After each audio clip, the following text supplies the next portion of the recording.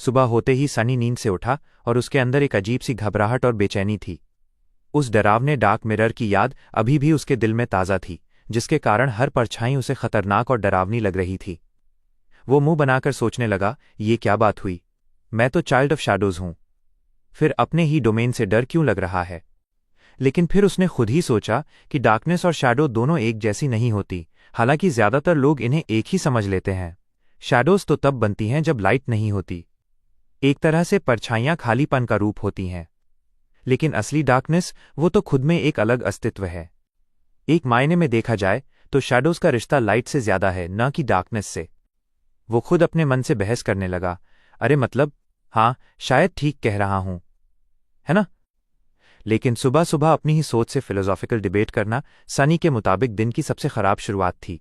उसका पहले से खराब मूड और भी बिगड़ गया। उसने हल्की सी सांस छोड़ी, फिर बैठकर खुद को स्ट्रेच किया और जम्हाई ली। Good morning. उसकी आवाज लगभग डूब सी गई, क्योंकि पास ही गूंजती तेज बहते पानी की आवाज सब कुछ ढक रही थी। सूरज उगने के साथ ही डार्क सी जल्दी जल्दी पीछे जा रही थी। सनी को थोड़ी राहत मिली। मॉर्निंग। नेफिस रात के दूसरे हिस्से में कैंप की रखवाली कर रही थी, इसलिए वो पहले से जागी हुई थी। हमेशा की तरह वो आंखें बंद करके मेडिटेटिंग कर रही थीं। काली रात में किसी चीज को गार्ड करने का मतलब आंखें खुली रखना नहीं, बल्कि आवाजों को सुनना होता है। इसलिए आंखें बंद रखना ही ज्यादा फायदेमंद था, सबके लिए, सिवाय सनी के, जो अपनी एट्रीब्यूट्स की वजह से रात में सब कुछ साफ देख सकता था। सनी के खड़े होने की आहट सुनकर चेंजिंग स्टार ने धीरे धीरे आंखें खोलीं। उसकी आंखों में डांसिंग व्हाइट फ्लेम की हल्की चमक अब भी थी, जो कुछ ही पल में गायब हो गई, क्योंकि उसकी नजरें अब सुबह की हल्की रोशनी में ढलने लगी थीं। उसने सनी की तरफ देखा और उसे एक सभ्य सी मुस्कान दी। पिछले 2 हफ्तों में नीफिस भी ट्रेनिंग कर रही थी, शायद सनी से भी ज्यादा मेहनत से। लेकिन वो तलवारबाजी नहीं सुधार रही थी। वो कोशिश कर रही थी कि एक नॉर्मल इंसान की तरह बर्ताव करना सीख जाए। और इसका असर ये हुआ कि दोनों के बीच की ऑकवर्डनेस थोड़ी कम हो गई। ज्यादातर वक्त सनी समझ सकता था कि चेंजिंग स्टार ऐसा क्यों कर रही है, क्योंकि कई साल पहले सनी खुद भी ऐसा ही एक दौर जी चुका था। कई बार उसने नीफिस को कैसी को बड़े ध्यान से देखते पाया। फिर कुछ समय बाद नेफ कैसी की बात करने की शैली या छोटी छोटी आदतों को कॉपी करने की कोशिश करती। नतीजा मान लो कभी ठीक कभी बुरा।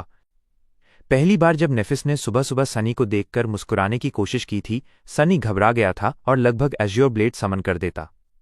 लेकिन नेफिस बहुत होशियार और जिद्दी थी। आज उसकी मुस्कान लगभग स्वाभाविक लग रही थी। सनी को समझ नहीं आ रहा था कि चेंजिंग स्टार इस मौत से भरी जर्नी में, इस मॉन्स्टर इन्फेस्टेड फॉरगॉटन शोर के बीच सोशल स्किल्स पर काम क्यों कर रही है। पर उसे कोई शिकायत भी नहीं थी। उसे तो देखकर मजा आता था।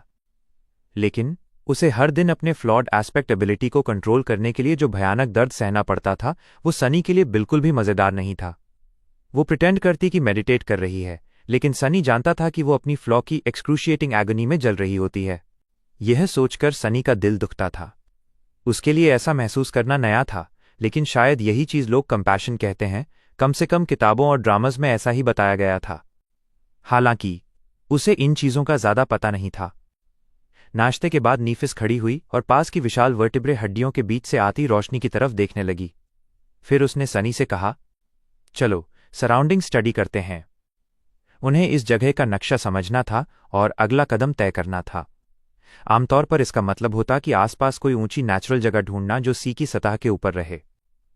फिर तय करना कि अगला कैंप वहीं बनेगा। फिर 1-2 दिन स्काउटिंग और हंटिंग, और फिर कैंप को वहां शिफ्ट करना। सनी ने सिर हिलाया। ऑलराइट। उसने एक एको को कैसी की सुरक्षा के लिए छोड़ दिया और अपनी शैडो को भी पीछे रहने दिया, ताकि अगर कुछ हो तो पता चले।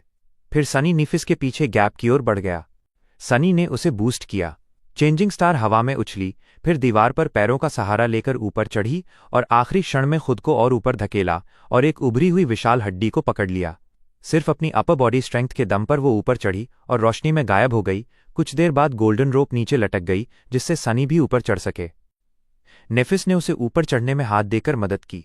फिर उसने खुद को स्ट्रेट किया और पश्चिम की तरफ देखने लगी।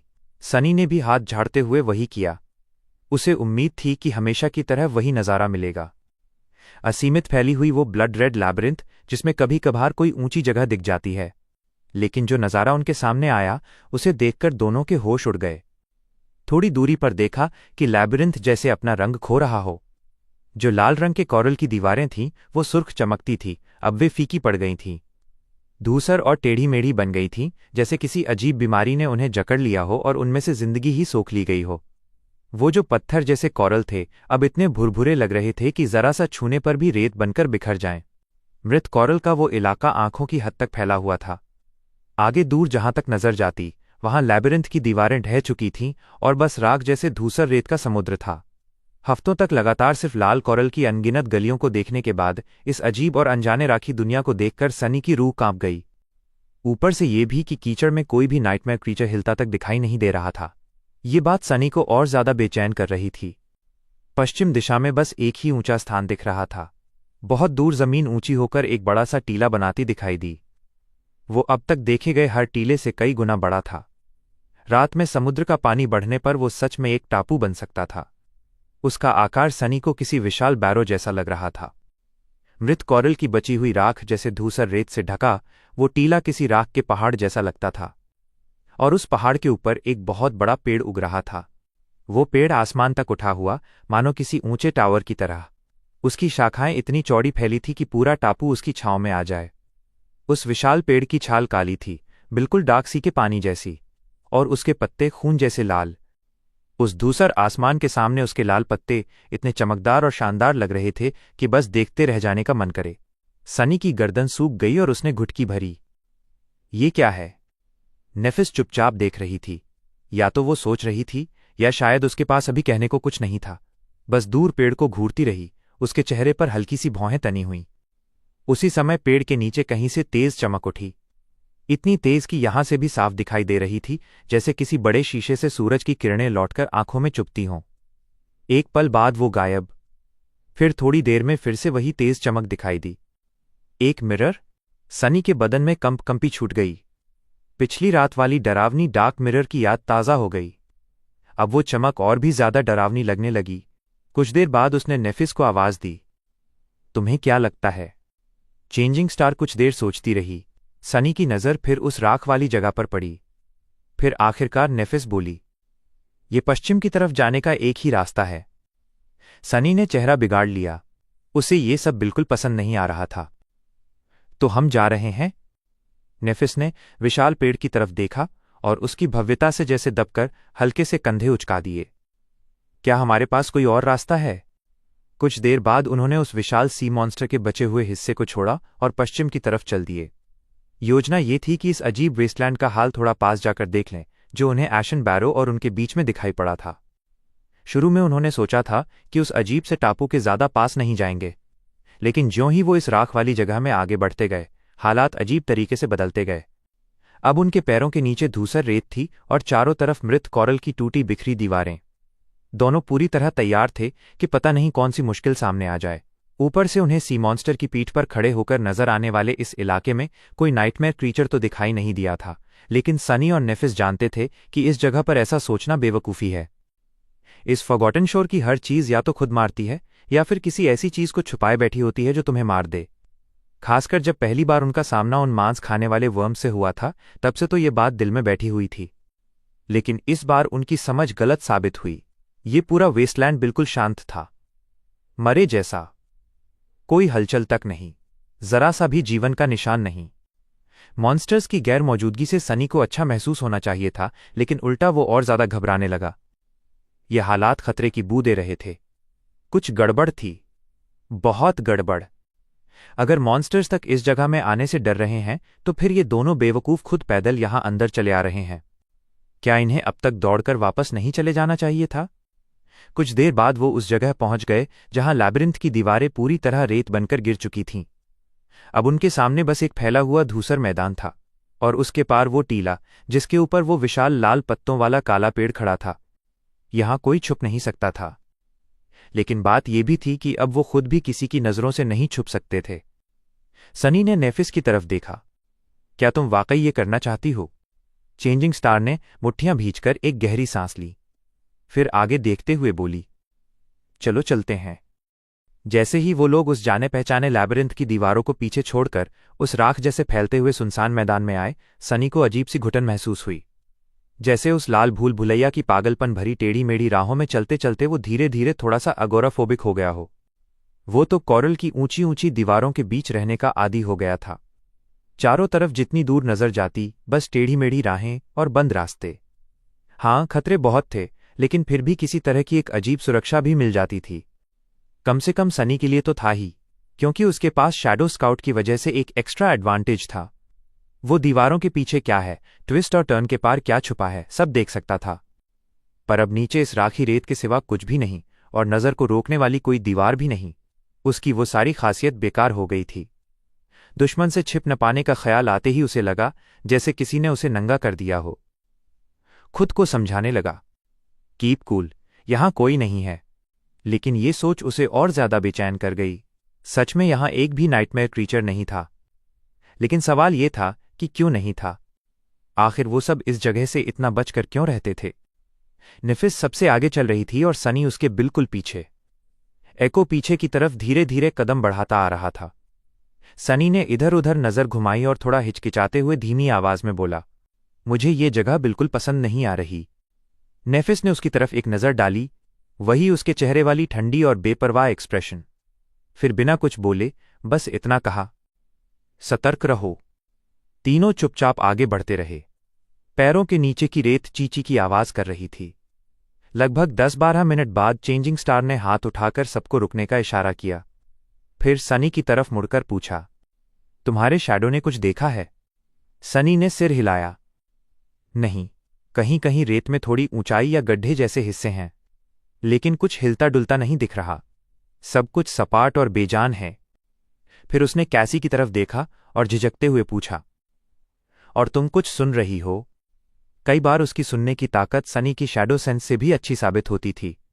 जैसे स्टॉर्म आने से पहले कैसी को पता चल गया था, जबकि देखने वालों को पता ही नहीं चला। लेकिन इस बार उसका भी कोई फायदा नहीं था। कैसी ने सिर हिलाकर बताया कि कहीं से कोई अजीब आवाज नहीं आ रही। नेफिस ने हल्की सी सांस छोड़कर सोचा, फिर दूर आशन बैरो की तरफ देखते हुए बोली, चलो आगे बढ़ते हैं। हाँ, बस दिशा थोड़ी बदल दी। सनी ने जिस छोटे से उभार को देखा था उसी तरफ चल पड़ी। जब तक वो वहां पहुंचे तब तक काफी देर हो चुकी थी। ऊपर सूरज सर पे था, उनकी परछाइयां बिल्कुल छोटी और बेतुकी सी दिख रही थीं। सनी की अपनी शैडो भी अब वापस पैरों के नीचे आकर छुपी थी, जैसे काली सी बेढंगी लकीर। दिन का ये वक्त उसके लिए सबसे नापसंद था।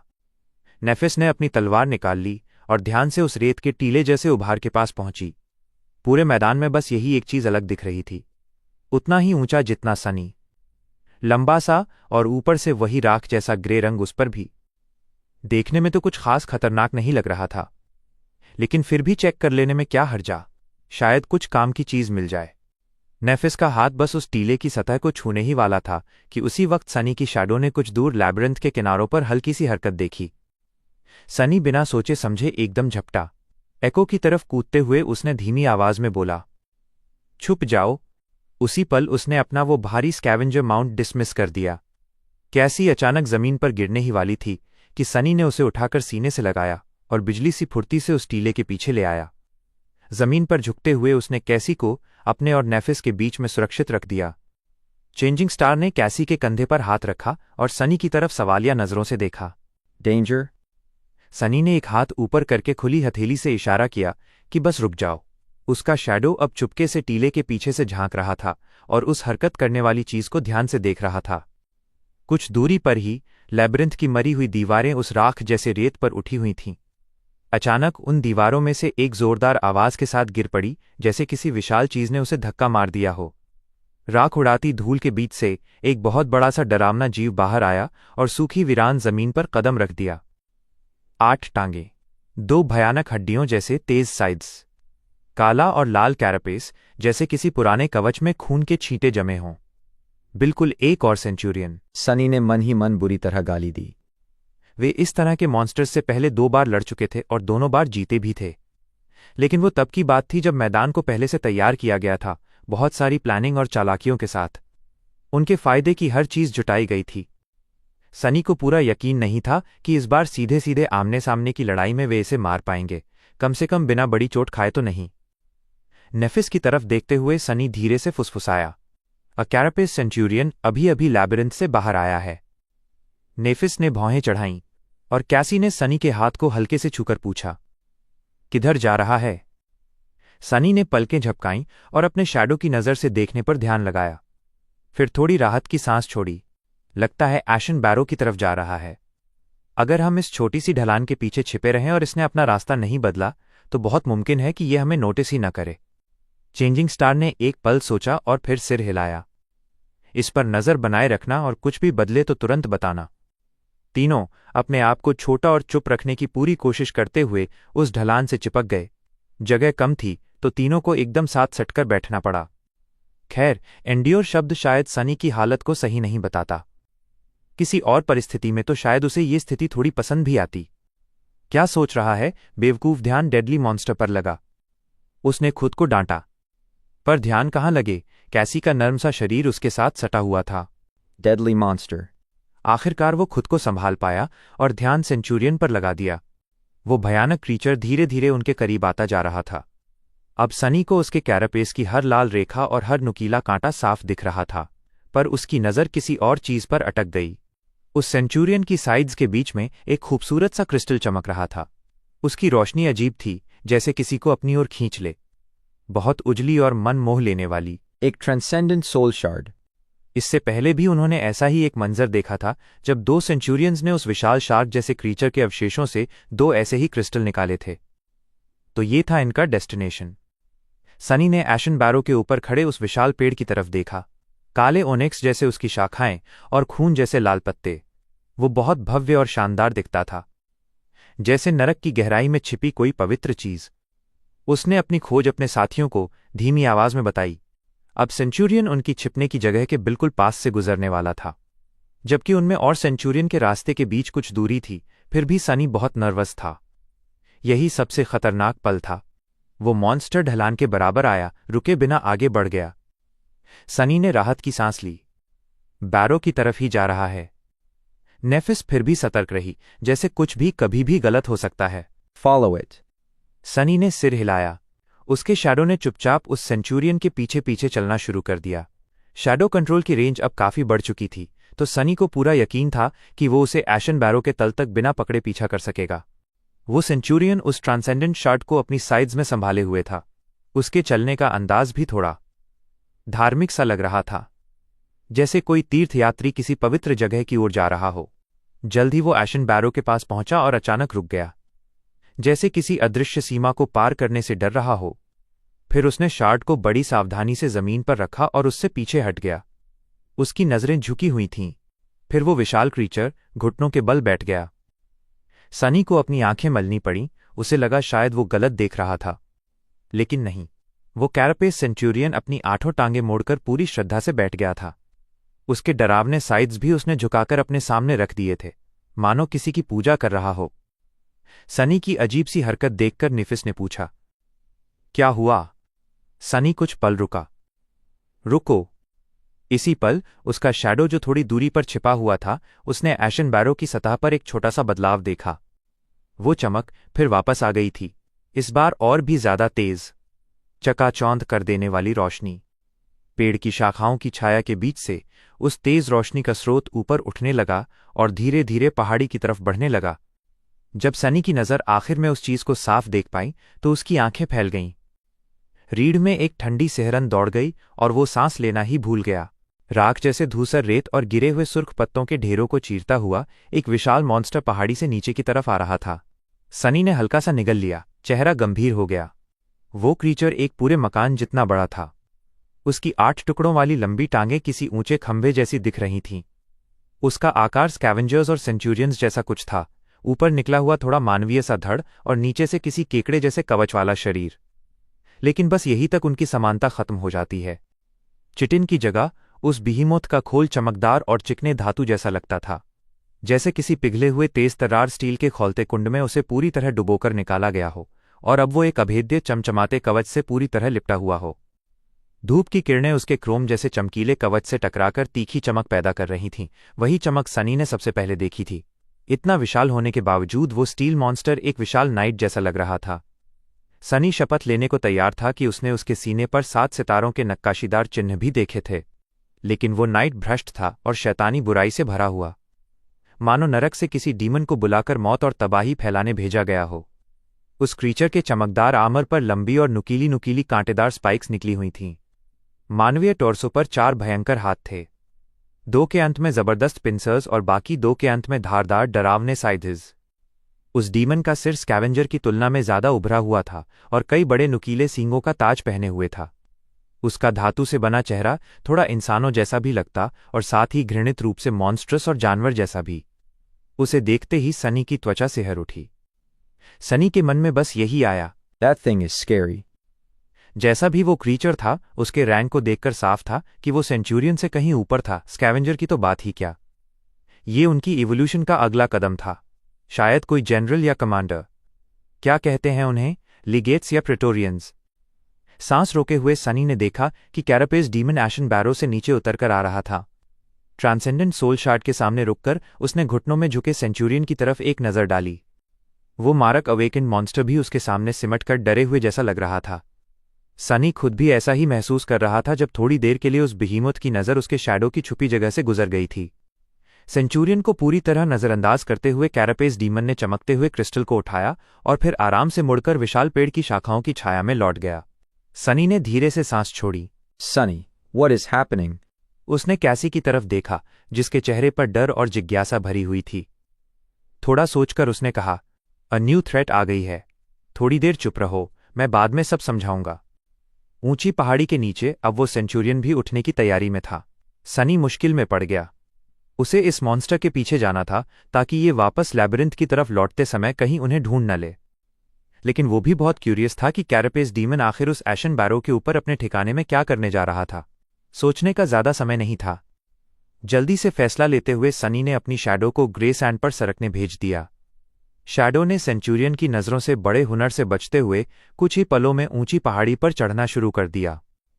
बस एक नज़र, मैं बस एक नज़र ले लूंगा।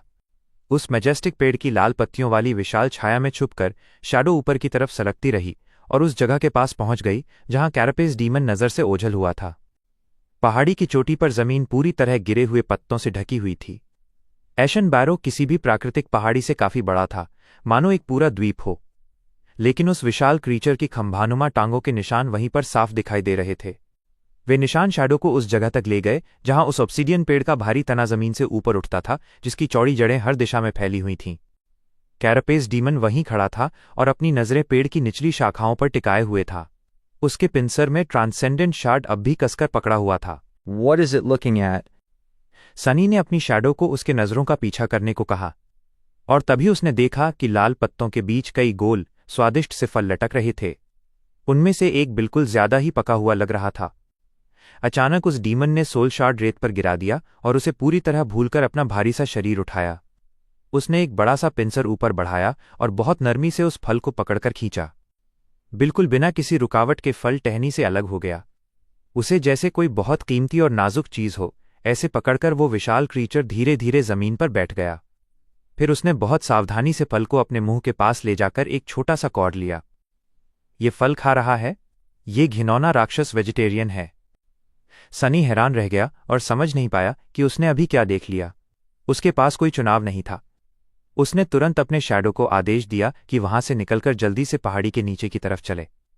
समय खत्म हो रहा था और अगर उसे कैरापेस सेंचुरियन तक पहुंचकर उसे कैचअप करना था तो जल्दी करना जरूरी था। गिरे हुए पत्तों के ऊपर से फिसलता हुआ शैडो एशन बैरो से नीचे उतरा और भूल भुलैया की दिशा में वापस उड़ गया। जल्दी ही उस पीछे हटते मॉन्स्टर तक पहुंच गया। हूफ! सनी ने राहत की सांस ली और पक्का कर लिया कि सेंचुरियन का रास्ता उन्हें जिस छोटी पहाड़ी के पीछे छुपे थे वहां की तरफ ना आए। तब जाकर उसने अपने आप को थोड़ा सा आराम करने दिया। उसने तब तक इंतजार किया जब तक वो साइड उठाए मॉन्स्टर पूरी तरह जा नहीं चुका। फिर वो धीरे से खड़ा हुआ। अब बाहर आ सकते हो? नेफिस और कैसी उठ खड़ी हुई अपने हाथ पैर फैलाते हुए। अचानक सनी को याद आया कि कुछ देर पहले वे कितनी नजदीक दबकर खड़े थे। बस किसी तरह वो अपनी शर्म छुपा गया। वो बस सर्वाइवल की वजह से किया था। उसे तो ऐसा लग रहा था कि कैरापेस डीमन के समय पर आ जाने से उसके दिमाग में चल रहे उन अजीब से ख्यालों से छुटकारा मिल गया। क्या हुआ? नेफिस ने उसे देखा और भौं उठाई। इस बार उसका यूजुअल बेपरवाह चेहरा भी थोड़ा हिला हुआ लगा। सनी की नज़र फिर उस ज्यादा दूर नहीं एशन बैरो पर गई और वो कांप उठा। आगे बहुत खतरा है, हमें बोन रिज वापस लौटना होगा। कैंप में सुरक्षित होकर मैं सब बता दूंगा। नेफिस कुछ बोलने ही लगी थी, पर फिर चुप हो गई और बस सिर हिलाया। कम से कम उन तीनों के बीच जो भरोसा बना था वो इतना तो काफी ही था। सनी ने एको को समन किया। उसके शरीर पर वो गोल्डन रोप बांधी। कैसी का बनाया हुआ सैडल वापस उसके कैरापेस पर लगाकर उसने ब्लाइंड लड़की को ऊपर चढ़ने में मदद की। फिर उन दोनों ने सभी बैग्स वापस बांधे और सनी थोड़ा पीछे हट गया। अब वे चलने को तैयार थे, लेकिन सनी को एक और काम करना था। वो उस छोटी पहाड़ी के पास गया और अपने हाथों से वहां की रेत हटाने लगा। थोड़ी देर में काले ऑनिक्स जैसा चमकदार सतह दिखाई दी, ठीक वैसा ही रंग जैसा उस विशाल पेड़ की छाल का था जो एशन बैरो के बीचों बीच उगा था। वो छोटा सा टीला असल में उसी पेड़ की जड़ का एक हिस्सा था जो इस सूनी जगह में थोड़ा सा ऊपर उठाया था। सनी ने चारों तरफ नजर दौड़ाई और अंदाजा लगाने लगा कि ये राख जैसी जमीन कितनी दूर तक फैली है। अब उसे समझ आने लगा था कि क्रिम्सन लैबिरिंथ का इतना बड़ा हिस्सा आखिर कैसे सूखा और मरा हुआ पड़ा था। बोन रिज लौटकर तीनों आग के पास बैठे थे। भुने हुए मांस की खुशबू सनी के पेट से अजीब सी आवाजें निकलवा रही थीं। पर अभी खाने का समय नहीं था। वो लड़कियों को वो सब बता रहा था जो उसने देखा था। जब वो सेंचुरियन घुटनों पर बैठा तब एशन बैरो की चोटी से एक और कैरापेस क्रीचर आया, लेकिन वो पहले वाले की तरह नहीं था। उसकी लंबाई लगभग 6-7 मीटर थी और एक छोटे मकान जितना बड़ा था। मैं सोच भी नहीं सकता कि उसका वजन कितना होगा। वो एक चलते फिरते घर जैसा लग रहा था। नेफिस के चेहरे पर चिंता और गहरी हो गई। और सुन, उसकी कैरापेस किसी चिटिन की नहीं बनी, वो तो किसी अजीब मेटल अलॉय की बनी लगती थी। मुझे नहीं लगता हम उसे काट भी पाएंगे। उसके जॉइंट्स के पास भी कोई गैप नहीं दिखा मुझे। कैसी घबराकर नेफिस की तरफ देखने लगी, लेकिन चेंजिंग स्टार चुप रही। सनी ने गहरी सांस ली। उस चीज के 2 नहीं 4 हाथ थे, एक पैर पिंसर वाला और दूसरा पैर साइड्स वाला। वो सेंचुरियन से भी बहुत ज्यादा बड़े थे। उसके आर्मर पर जगह जगह नुकीले स्पाइक्स थे और सिर पर लंबे लंबे सींग, और वो ज्यादा ह्यूमन जैसा भी लग रहा था। एक कुरूप सा चेहरा भी था, और उसकी आंखें, मुझे लगता है वो अब तक जिनसे हम भिड़े हैं उनसे कहीं ज्यादा सेंटिएंट है। नेफिस ने थोड़ा सोचकर कहा, वो एक अवेकिन डीमन होगा। नाइटमेयर क्रीचर्स जिनके पास एक सोल कोर होता था उन्हें बीस्ट कहा जाता था। 2 सोल कोर वाले मॉन्स्टर्स, 3 सोल कोर वाले को डीमन कहा जाता था और उसके ऊपर वाले यानी 4 सोल कोर वाले डेविल कहलाते थे। सनी ने उसकी बात पर सहमति में सिर हिलाया। या शायद डेविल भी हो सकता है। किसी भी हालत में हमें उस डरावने राक्षस से जितना हो सके दूर रहना होगा। चेंजिंग स्टार ने उसे देखा। कुछ देर तक खामोशी रही। सनी ने दांत भींचे, फिर सांस छोड़ी और आखिर में एक हारा सा मुस्कान दी। रुको, मुझे अंदाजा लगाने दो।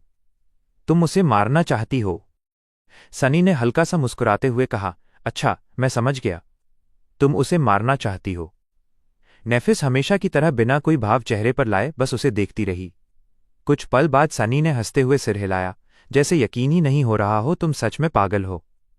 वो एक अवेकिन डीमन है, याद है ना तुम्हें?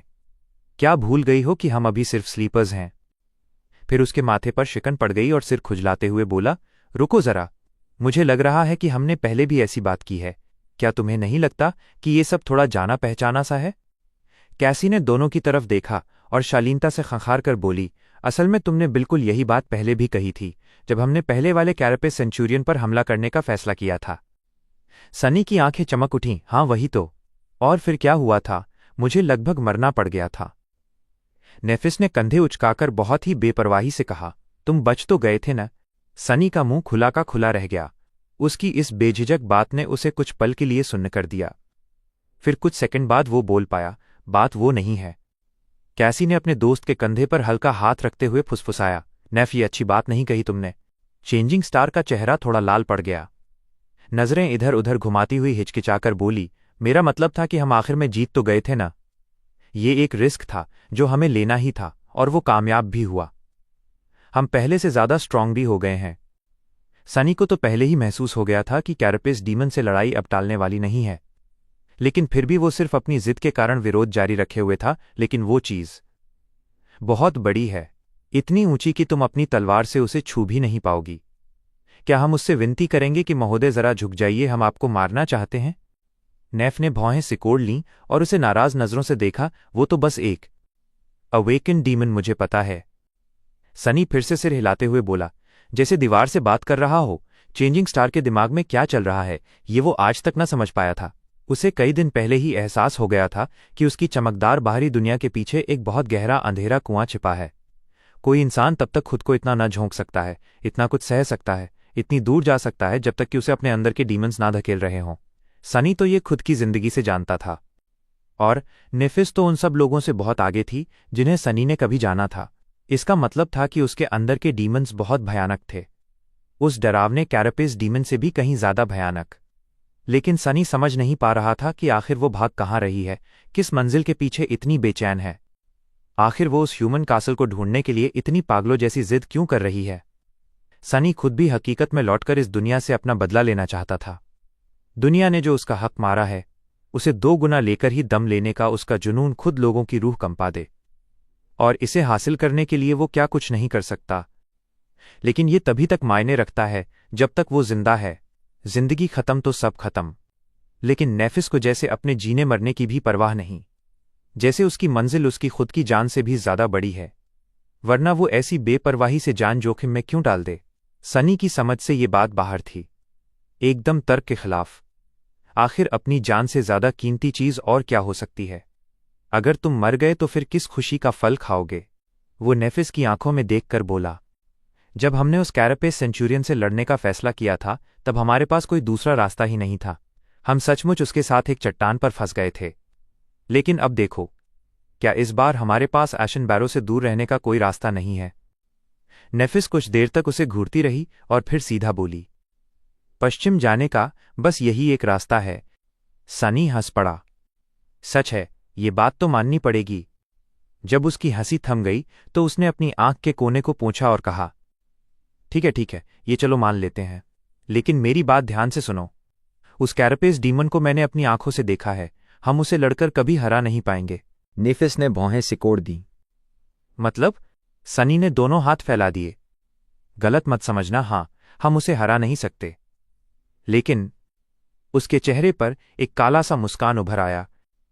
इसका मतलब ये नहीं कि हम उसे मार भी नहीं सकते। चेंजिंग स्टार ने थोड़ी देर सोचा, फिर भौं उठाकर पूछा, तो तुम्हारे पास कोई प्लान है? सनी ने सिर हिलाया। अभी नहीं, पूरी तरह नहीं। पहले मुझे सोने दो। लेकिन एक बात मुझे पूरी तरह पता है। वो पश्चिम की ओर देखने लगा। कैरापेस डीमन का वो डरावना और जंगली चेहरा उसकी याद में तैर गया। थोड़ी खामोशी के बाद कैसी ने उत्सुकता से उसकी ओर मुड़कर पूछा, क्या बात है? सनी चौंक गया। हाँ, बहुत आसान सी बात है। स्कैवेंजर्स और सेंचुरियंस के उलट वो दानव काफी इंटेलिजेंट लगता है। इसका मतलब है कि उसे धोखा दिया जा सकता है। उस रात भी वो उसी मरे हुए लेवियथान की रीढ़ के अंदर आराम से सोए। अब तक के सभी ठिकानों में यही सबसे सुरक्षित जगह थी। हड्डियों की बनी दीवारों के बीच होने में भी एक अलग सुकून था, वरना ऊंची चट्टानों पर या कोरल की ढेरों पर सोना, बस काले ओशन की सतह से कुछ कदम ऊपर, हवा और मौसम की मार झेलते हुए, बिल्कुल आरामदायक नहीं। सनी के मन में तो ये तक आया कि नेफिस को कह दे कि कुछ दिन नहीं, कुछ हफ्ते या महीने तक यहीं ठहरते हैं। धीरे धीरे आसपास की जगहों को देखते हैं, मॉन्स्टर्स को मारते हैं और भी स्ट्रांग बनते हैं। फिर जब सैकड़ों शैडो फ्रैगमेंट्स और सोल शार्ड्स इकट्ठे हो जाएं, दर्जनों मेमोरीज और शायद कुछ एकोज भी मिल जाएं, तब कैरापेस डीमन से लड़ेंगे और जीत की उम्मीद ज्यादा होगी। लेकिन फिर उसे तुरंत समझ आया कि ये सोच खराब है। फॉरगॉटन शोर बहुत ही खतरनाक और अनप्रिडिक्टेबल जगह है। अभी तक वे किसी तरह इसके खतरे झेलते आए हैं, लेकिन सिर्फ एक बार किस्मत खराब हो जाए और उनका काम तमाम। एक गलत मोड़, एक गलत एनकाउंटर, एक दुश्मन ज्यादा मिल गया और जान गई।